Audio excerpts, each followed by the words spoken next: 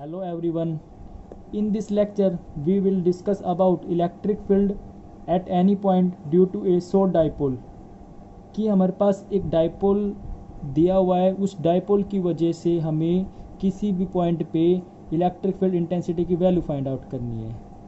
We know that electric field at a point on axial line due to a dipole. हमें किसी dipole की वजह से उसके एक्सियल लाइन पे इलेक्ट्रिक फील्ड पता है कितना आता है. वो आता है हमारा E equal 2p/4πε0 x cube.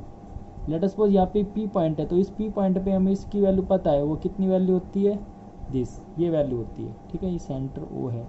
O से यहाँ तक की जो डिस्टेंस है P की, ये x है. ठीक है. नेक्स्ट हमें ये भी पता है कि electric field on equatorial line due to dipole.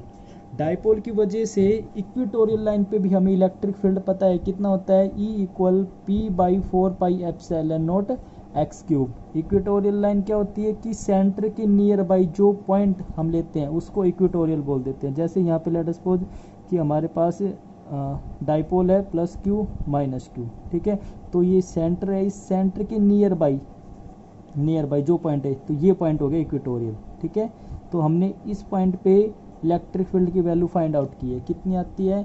E equal p/4πε0 cube. अब जो नेक्स्ट जो हमारे डेरिवेशन है, इस डेरिवेशन में हम इन टू डेरिवेशन का, जो यहाँ पे एक्सियल की वजह से इलेक्ट्रिक फील्ड आया हुआ है, यहाँ पे इक्वेटोरियल की वजह से इलेक्ट्रिक फील्ड आया हुआ है, इनका डायरेक्ट रिजल्ट इसमें यूज करेंगे. चलो स्टार्ट करते हैं इस डेरिवेशन को. फर्स्टली यहाँ पे हमें एक डाइपोल दिया हुआ है. ए भी एक डाइपोल है जो क्या कर रहा है, जो रिप्रेजेंट कर रहा है शॉर्ट इलेक्ट्रिक डाइपोल को. और इसका जो डाइपोल मोमेंट है वो हमने क्या माना हुआ है? P है. उसका डाइपोल मोमेंट क्या है? P क्या होता है? Q into 2A. Dipole moment क्या एक फॉर्मूला होता है, क्या होता है? Q into 2A.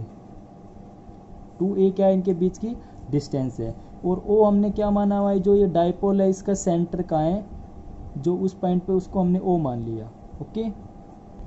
Next thing, हमें कोई पॉइंट दिया हुआ है at any point. It means हमें कोई पॉइंट दिया हुआ है, वो पॉइंट मान लेते हैं K. तो इस पॉइंट पे हमें इलेक्ट्रिक फील्ड इंटेंसिटी की वैल्यू बतानी है. कितनी वैल्यू आएगी? किसकी वजह से? इस डाइपोल की वजह से.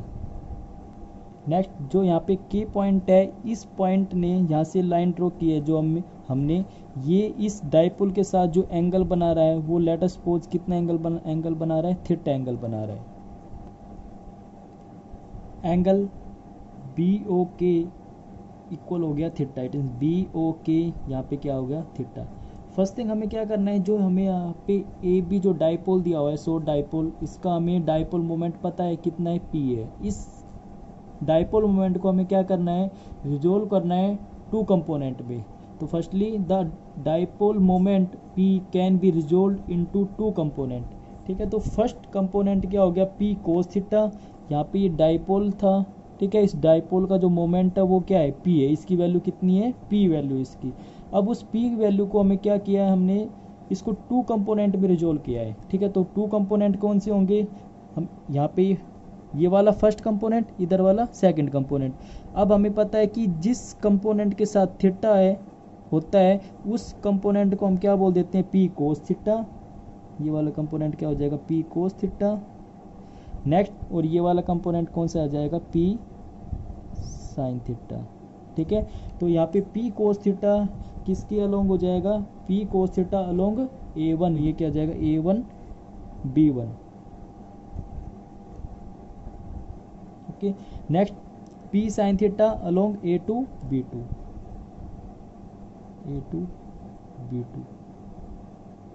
ओके. क्या किया है मैंने? यहाँ पे एक डाइपोल है, डाइपोल को टू कंपोनेंट में रिजोल्व किया है. तो थीटा के अलोंग में P कोस थीटा, उसके अपोजिट वाला कौन सा आ जाएगा? P sine theta.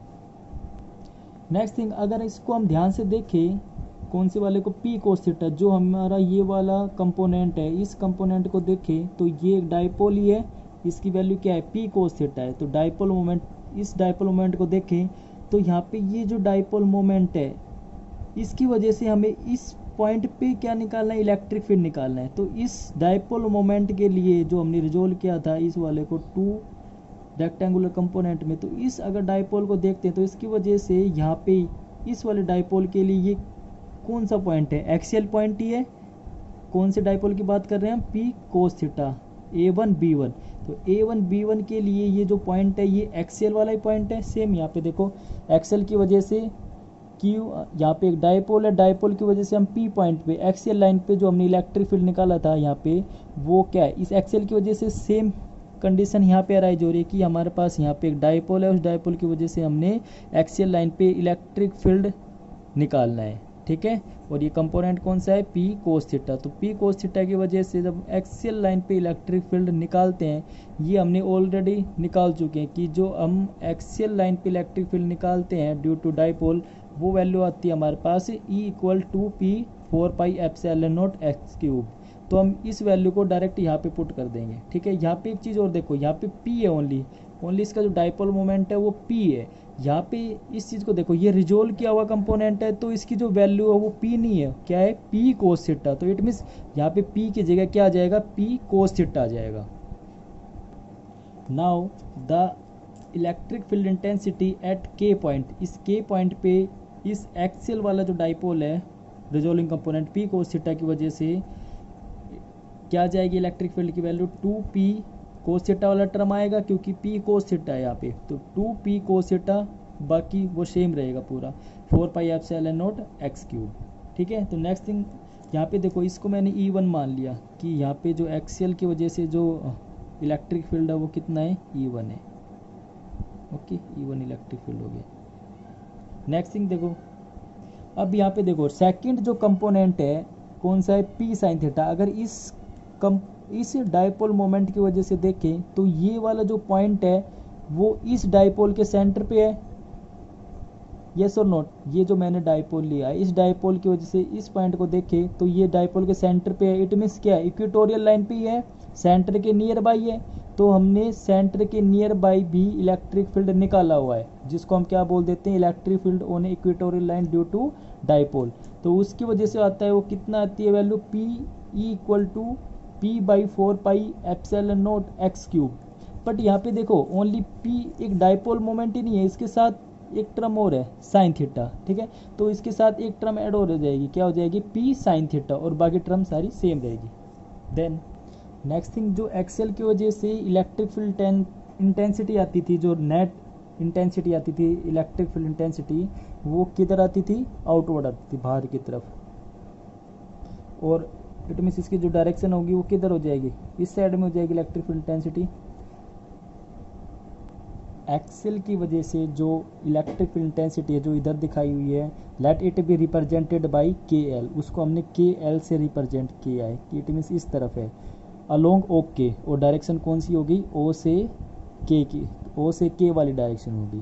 ठीक है, नेक्स्ट अब जो हमने बताया था इक्वेटोरियल की वजह से, इक्वेटोरियल की वजह से जो फील्ड आएगा, इलेक्ट्रिक फील्ड आएगा, वो कितना आएगा, yes, field intensity at K point, यहाँ पे जो K पॉइंट है उस पे जो इलेक्ट्रिक फील्ड इंटेंसिटी आएगी कौन से डाइपोल की मोमेंट की वजह से, P sin थीटा, ये रिजोल्विंग वाला P sin थीटा, उसकी वजह से जो इलेक्ट्रिक फील्ड इंटेंसिटी आएगी, इट मीन्स इक्वेटोरियल वाला हो गया। तो इक्वेटोरियल की वजह से हमें इलेक्ट्रिक फील्ड इंटेंसिटी पता है कितनी होती है, P sin theta by 4πε0 x³। ठीक है, ओनली साइन थीटा टर्म इसके साथ आ जाएगी, क्योंकि यहाँ पे ये रिजोल्विंग कंपोनेंट है साइन थीटा वाला।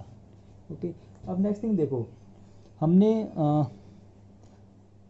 इक्वेटोरियल पे जब इलेक्ट्रिक फील्ड इंटेंसिटी निकाली थी तो उसमें हमने क्या किया था, इक्वेटोरियल पे भी हमने 2 कंपोनेंट में रिजोल्व किया था, तो साइन वाला कंपोनेंट कैंसिल हो जाता था, ओनली जो इक्वेटोरियल पे जो फील्ड आया था ओनली कौन से कंपोनेंट की वजह से आया था, ओनली कोस थीटा की वजह से आया था। अब जो कोस थीटा की वजह से जो फील्ड आया था, इट मीन्स वो एक ही डायरेक्शन में था, उस फील्ड की इलेक्ट्रिक फील्ड की वैल्यू वो हम डायरेक्शन यहाँ पे रिप्रेजेंट कर रहे हैं, लेट इट बी रिप्रेजेंट, आइए वो क्या आ जाएगी, किधर आ जाएगी, KM की तरफ आ जाएगी। इट मीन्स E2 की डायरेक्शन कौन सी हो जाएगी, इन दिस वे। ठीक है, जो KM है वो क्या है, पैरेलल टू A2B2 के जस्ट पैरेलल है KM। Next thing, and perpendicular to KL, यहाँ पे जो KL दिखाया हुआ है उसके क्या है, जो KM है वो क्या है, KL के परपेंडिकुलर है। ठीक है, नेक्स्ट थिंग देखो, अगर अब देखो हमारे पास यहाँ पे एक्सेल की वजह से इलेक्ट्रिक फील्ड इधर है, इक्वेटोरियल की वजह से इलेक्ट्रिक फील्ड इधर है। ठीक है, एक्सेल की वजह से E1 माना हुआ है, इक्वेटोरियल की वजह से E2 फील्ड माना हुआ है। तो यहाँ पे देखो दोनों फील्ड की जो डायरेक्शन है वो क्या है, अलग अलग है, ये फील्ड इधर जा रहा है, ये फील्ड इधर जा रहा है, बट हमें तो क्या निकालना है, नेट इलेक्ट्रिक फील्ड निकालना है। तो नेट इलेक्ट्रिक फील्ड अगर हम यहाँ पे निकालना चाहेंगे तो उसके लिए हमें क्या करना पड़ेगा कि यहाँ पे जो आपको ये इधर इलेक्ट्रिक फील्ड और इधर दिख रहा है, इसको हमने क्या करना पड़ेगा, एक रेक्टेंगल बनानी पड़ेगी, कंप्लीट रेक्टेंगल बनानी पड़ेगी। कंप्लीट रेक्टेंगल बनाने के लिए क्या करेंगे, इसके पैरेलल एक लाइन ड्रॉ यहाँ पे कर देंगे, सेम इसके पैरेलल यहाँ पे एक लाइन ड्रॉ कर देंगे। ओके, इसके पैरेलल यहाँ पे एक लाइन होगी। अब यहाँ पे एक कंप्लीट रेक्टेंगल बन गई जिसका हम नाम दे देंगे के एम, यहाँ पे एन नाम दे देते हैं, ठीक है, KLNM। यहाँ पे एक कंप्लीट रेक्टेंगल होगी। उसके बाद हमें क्या करना है, ज्वाइन के एन को ज्वाइन करना है, के से एन को ज्वाइन कर देंगे यहाँ पे, ठीक है। अब यहाँ पे देखो, अकॉर्डिंग टू पैरेललोग्राम लॉ अगर हमें नेट इलेक्ट्रिक फील्ड इंटेंसिटी निकालनी है तो जो नेट इलेक्ट्रिक फील्ड इंटेंसिटी होगी वो इधर होगी पैरेललोग्राम लॉ से। अब ये जो इंटेंसिटी है, लेट अस सपोज ये एंगल बना रही है अल्फा, इसके साथ E1 के साथ कितना एंगल बना रही है, अल्फा एंगल बना रही है। तो यहाँ पे जो नेट इलेक्ट्रिक फील्ड इंटेंसिटी होगी वो E हो जाएगी। अब यहाँ पे देखो, ये वाली जो लाइन है ये इसके जस्ट क्या है, पैरेलल है। तो इट मीन्स जितनी वैल्यू इस लाइन की होगी उतनी वैल्यू इसकी होगी। तो ये भी क्या हो गया, E2। सेम ये E1 है तो इधर वाला भी E1 होगा, तो ये भी क्या हो गया, E1। ओके, हमें ये निकालना है KN। इट मीन्स जो नेट इलेक्ट्रिक फील्ड इंटेंसिटी होगी वो किस डायरेक्शन में होगी, इस डायरेक्शन में होगी, ठीक है, अकॉर्डिंग टू पैरेललोग्राम लॉ। तो इट मीन्स हमें ये बाय यूजिंग पाइथागोरस थ्योरम से क्या निकाल लेंगे, क्या हो जाएगा, base square plus perpendicular square, ठीक है, वो किसके स्क्वायर के इक्वल होगा, हाइपोटेन्यूस का होल स्क्वायर के इक्वल होगा। तो यहाँ पे ये पाइथागोरस थ्योरम लगाएंगे। According to parallelogram law of vector addition we get, तो यहाँ से क्या होगा, जो यहाँ पे स्क्वायर था वो इधर अंडर रूट हो गया, तो E1 square plus E2 square after then under root. तो यहाँ पे हमने पाइथागोरस थ्योरम लगाने के बाद क्या करना है, हमें जो यहाँ पे E1 और E2 की वैल्यू जो हमने निकाली हुई है वो वैल्यू हमें यहाँ पे पुट करनी है, ठीक है। आफ्टर पुटिंग दिस वैल्यू, यहाँ पे ये वैल्यू हमने E1 E2 की वैल्यू पुट कर दी। पुट करने के बाद यहाँ से P/4πε0 दोनों में है, तो यहाँ से हमने 4πε0 x3 ये हमने यहाँ से कॉमन ले लिया, P/4πε0 x3 यहाँ से हमने कॉमन ले लिया। तो यहाँ पे अंडर रूट में क्या रह गया हमारे पास, 2 होल स्क्वायर इट मीन्स 4, यहाँ पे कोस फिर स्क्वायर है तो इसका कोस स्क्वायर थीटा, प्लस यहाँ से क्या रह गया, ओनली साइन स्क्वायर थीटा, ठीक है। अब इसको आगे और सोल्व करेंगे। नेक्स्ट थिंग, जो वहाँ पे 4 टाइम्स कोस थीटा था, वहाँ पे मैंने क्या, यहाँ पे क्या किया, इसको अलग थोड़ा सेपरेट किया है, 3 cos square theta plus cos square theta ना, नेक्स्ट साइन स्क्वायर थीटा था। अब यहाँ पे देखो 3 कोस स्क्वायर थीटा यहाँ पे सेम आ गया, plus sine square theta plus cos square theta. हमें पता है कि sine square theta plus cos square theta क्या होता है, 1 के इक्वल होता है। तो यहाँ पे जो ये टर्म है इसकी जगह मैंने क्या लिख दिया, 1 लिख दिया, ठीक है। अच्छा, इट मीन्स जो नेट इलेक्ट्रिक फील्ड आ गया वो कितना आ गया, P/4πε0 x3 under root 3 cos square theta plus 1 which is acting along KN। We know that E make angle alpha with E1। यहाँ पे जो E1 है वो कितना एंगल बना रहा है, अल्फा एंगल बना रहा है। सी E जो यहाँ पे है वो E1 के साथ कितना एंगल बना रहा है, अल्फा एंगल बना रहा है, ओके।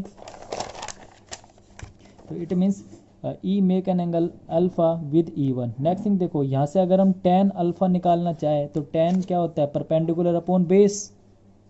इट मीन्स यहाँ पे परपेंडिकुलर क्या हो गया, NL, बेस क्या हो गया, KL। तो यहाँ पे देखो LN डिवाइडेड बाई क्या हो गया, KL। अब देखो जो LN है, LN ये जस्ट पैरेलल है KM के, तो LN की जगह हम क्या लिख सकते हैं, KM भी लिख सकते हैं। तो यहाँ पे LN की जगह KM लिख देंगे, ओके। KM की वैल्यू हमें दी हुई है E2 है, जो यहाँ पे हमें KM दिया हुआ है इसकी वैल्यू क्या है, E2 है, ठीक है। और जो KL है इसकी वैल्यू क्या है, E1। तो ये वैल्यू हम यहाँ पे पुट करेंगे तो जो हमारे पास tan अल्फा आ जाएगा वो E2/E1 आ जाएगा। तो E2 की वैल्यू हमें पता है, इक्वेटोरियल की वजह से P sin θ/4πε0 x3 divided by axial की वजह से पता है 2P cos θ/4πε0 x3। तो यहाँ से हम अगर कट करते हैं तो 4πε0 x3 से कैंसिल आउट, P से P कैंसिल आउट, ओनली क्या रहता है कि tan अल्फा क्या आ जाएगा हमारे पास, यहाँ पे 2 बच गया तो 1/2 sine theta upon cos theta, ये क्या होता है टेन थीटा, ठीक है, क्या sine theta upon cos theta, ये क्या होता है टेन थीटा। ओके, तो इतना सिंप्लीफाई हो गया ये। यहाँ से हम अल्फा की वैल्यू कैलकुलेट कर सकते हैं, ठीक है, we can calculate alpha from here. Next जो हमारे पास नेट इलेक्ट्रिक फील्ड आया था वो कितना है, P/4πε0 x³ √3 cos square theta plus 1। इनके ऊपर कुछ केस डिस्कस करते हैं। तो फर्स्ट केस क्या है, व्हेन के point lies on axial line, अगर कोई के जो हमारे पास के पॉइंट है वो एक्सियल लाइन पे है, इट मीन्स के पॉइंट एक्सियल लाइन पे, कहने का मीनिंग ये है कि जो हमारे पास ये जो के पॉइंट है यहाँ पे वो क्या है, ये जो हमारा डाइपोल था इस डाइपोल के क्या है एक्सियल लाइन पे, इट मीन्स ऐसे इधर आ गया ये, अगर ये पॉइंट इधर आ गया तो यहाँ पे जो इसने एंगल बनाया हुआ था थीटा, इट मीन्स यहाँ पे जो ये के पॉइंट था इस डाइपोल की से जो के पॉइंट था वो कितना एंगल बनाया हुआ थीटा, तो इट मीन्स अगर ये एक्सियल लाइन पे आ जाए, इसके एक्सियल लाइन पे आ जाए तो यहाँ पे थीटा एंगल कितना हो जाएगा 0 डिग्री, तो थीटा एंगल कितना हो गया 0 डिग्री, और कोस 0 कितना होता है 1, तो यहाँ पे देखो यहाँ पे जो नेट दिखा हुआ है ई नेट, अगर यहाँ पे कोस की वैल्यू अगर हम 1 पुट कर देंगे तो क्या आ जाएगा फाइनल आंसर, जो हमारे पास जो ई नेट क्या करना है हमें, कोस थीटा की जगह कोस 0 इट मीन्स 1 पुट करना है, तो यहाँ पे हमारे पास जो ई नेट आएगा वो क्या आ जाएगा, इट मीन्स यहाँ पे मैंने कोस की वैल्यू 1 पुट की, तो कोस की वैल्यू 1 पुट करेंगे तो इट मीन्स यहाँ से ओनली 3 रह गया, तो 3 + 1, तो 3 + 1 इट मीन्स 4, √4 कितना होता है 2, तो इसकी जगह क्या आ जाएगा 2 आ जाएगा। तो यहाँ पे जो नेट आ जाएगा इलेक्ट्रिक फील्ड कितना आ जाएगा 2P/4πε0 x³, और ये सेम क्या है एक्सेल की वजह से हमने पहले निकाल भी चुके हैं। तो एक्सेल पे अगर ये P जो हमारे पास के पॉइंट है यहाँ पे, ये के पॉइंट अगर ये के पॉइंट यहाँ पे हो तो एक्सेल वाला ही बन गया केस, तो एक्सेल की वजह से इलेक्ट्रिक फील्ड इतना ही आता है, हम पहले भी निकाल चुके हैं। नेक्स्ट केस डिस्कस करते हैं। सेकंड केस क्या है, व्हेन पॉइंट के lie on equatorial line of dipole, क्या कह रहा है कि हमारे पास ये डाइपोल था, यहाँ पे जो के पॉइंट है वो क्या बोला इक्वेटोरियल लाइन पे, तो इक्वेटोरियल लाइन के लिए क्या करना पड़ेगा, के पॉइंट इधर ईस्ट पॉइंट पे आ जाएगा, ठीक है। तो यहाँ पे अगर देखें तो थीटा एंगल कितना बना रहा है, थीटा एंगल कितना हो गया 90 डिग्री, इट मीन्स जो यहाँ पे के पॉइंट होगा वो इस डाइपोल के साथ कितना एंगल बना रहा है 90 डिग्री का एंगल बना रहा है, ठीक है। इसने बोला है केस में कि जो के पॉइंट है वो क्या पे माना है, उसने इक्वेटोरियल पे माना हुआ है, तो अगर ये के पॉइंट इक्वेटोरियल पे होगा देन एंगल कितना हो जाएगा 90 डिग्री। तो अब हमें क्या करना है, यहाँ पे देखो जो हमारे पास ये फाइनल रिजल्ट आया था, जो ई नोट आया था हमारे पास ई नेट, वो ये आया था E net P/4πε0 x³ √3 cos square theta plus 1, ठीक है। अब यहाँ पे कोस स्क्वायर थीटा है, यहाँ पे इट मीन्स जो theta is equal to 90 degree, तो यहाँ पे कोस 90 कितना होता है 0 डिग्री, सॉरी कोस 90 कितना होता है 0। ओके, तो यहाँ पे कोस 90 0 हो गया। अब वो ये वाली वैल्यू अगर हम ई नेट में पुट करते हैं देन जो हमारे पास फाइनल रिजल्ट आएगा वो क्या आएगा, दिस कोस 90 0, तो 0 को 3 से मल्टीप्लाई करेंगे 0, तो फाइनल जो ई नेट आ जाएगा हमारे पास 1 का √1 ही होता है, क्या आ जाएगा P/4πε0 x³, यस। और हम ऑलरेडी फाइंड आउट कर चुके हैं कि जो इक्वेटोरियल की वजह से जो ई नेट आता है वो कितना आता है, इतना ही आता है, ठीक है, P/4πε0 x³। तो अगर पॉइंट एक्सियल पे है देन 2 टाइम्स आ जाएगा, इक्वेटोरियल पे है तो 1 टाइम्स आ जाएगा, ओके। और जो हमने नेट निकाला हुआ है नेट इलेक्ट्रिक फील्ड वो इतना आएगा, ठीक। अगर हम ये रिजल्ट याद रख ले, अगर वो हमसे पूछता है एक्सेल पे तब क्या करेंगे, theta is equal to 0 put कर देंगे, अगर वो पूछता है इक्वेटोरियल पे तो इक्वेटोरियल के लिए थीटा की वैल्यू 90 पुट कर देंगे, तो यहाँ से हमारे डायरेक्ट रिजल्ट आ जाएंगे इक्वेटोरियल के लिए भी और एक्सेल के लिए भी।